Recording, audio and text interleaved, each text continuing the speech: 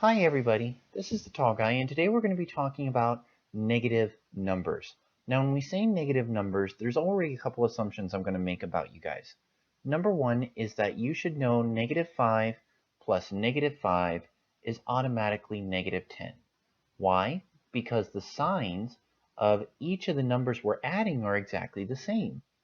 So you treat it just like a regular addition problem, you just slap on an extra negative. Well, as if we were dealing with a positive 5 plus another 5, well, that's just a plain old-fashioned 10. So you should already have a decent foundation in adding values of the same signs. If not, now you do. Oh, let's get on to the fun stuff, shall we? Now, when we say a decent foundation, we mean that you should already be able to do the following addition problems really well. I mean, really, really well. Now, on the other hand, you should be able to do these subtraction problems really well. But there's a stigma that's being held here. Before, they used to say that the first number that you're dealing with has to be bigger than the second number that you're dealing with. And if they were the same, well, then that's a 0. But what if they're different? So like this number is smaller than this number. What is that answer? 5 minus 6. Well, that's a negative 1. Don't ask me why yet. We're going to tell you in a minute. So if I do 5 plus a negative 6, which is the same as doing 5 minus 6, well, then we have to consider absolute values. So really quickly, what happened here? We took 5 minus 6, and we turned that into 5 plus a negative 6. And the reason why is because this subtraction sign is the same as adding on an additional negative value. Okay, a subtraction sign means adding on a negative value. Still with me? Not? Rewind the video a couple of paces and you'll understand what I'm talking about. All right, let's proceed. When you're talking about absolute values, an absolute value is the distance from 0. So we want to know which one of these two numbers has the largest distance from 0.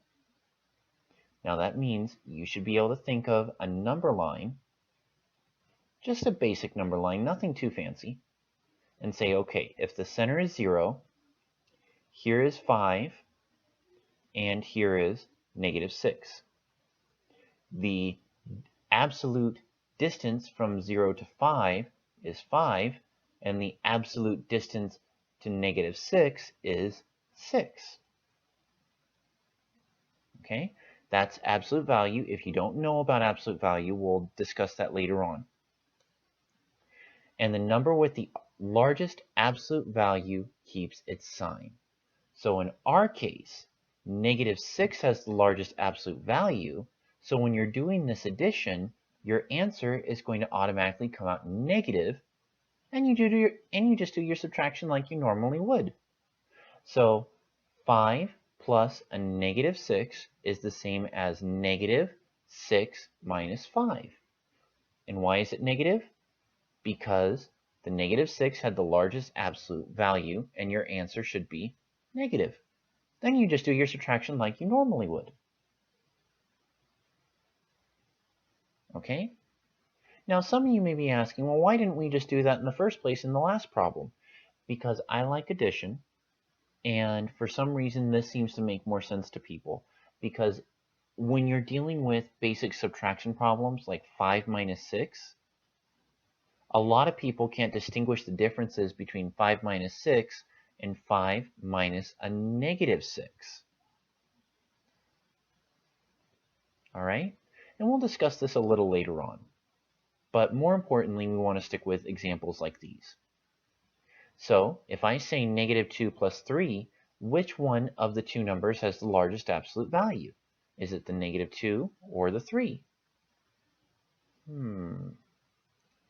The The number with the largest absolute value is going to be the 3, so that means our answer is positive 3 minus 2. Aha! Wait a minute, we dealt with problems like these before. What's the number with the largest absolute value? Negative 6. But because both these signs are the same, we're just going to be doing addition, just like we said in the beginning of the video. Okay, nothing too big, so it's just a negative 5 plus 6. It's going to be a negative 5 plus negative 6 is the same as negative 5 plus 6. Simple as that.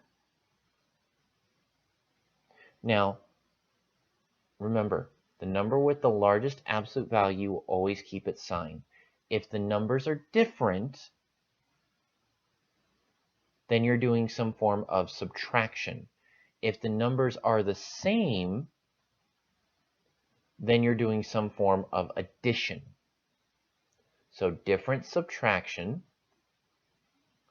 same addition. Let's work on one more example.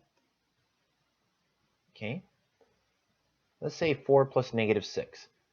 This answer should come out to be negative. And we just do 6 minus 4 because the numbers are different. Okay, and this again is one way of thinking about it. I'll present other ways of thinking about negative numbers, but this is one way to get jump started from a basic mindset to what you're doing now. Everybody forgets whether your answer is supposed to be negative or if it's supposed to be positive. And we don't want that to happen with anybody. So this is definitely a good way to make sure you know negative answers versus positive answers. Keep up the good work. I'll see you in another video. Oh, and don't forget to visit tallguymath.com. That's TALLGUY math.com for updates on videos and special offers. Thank you very much. Enjoy your day.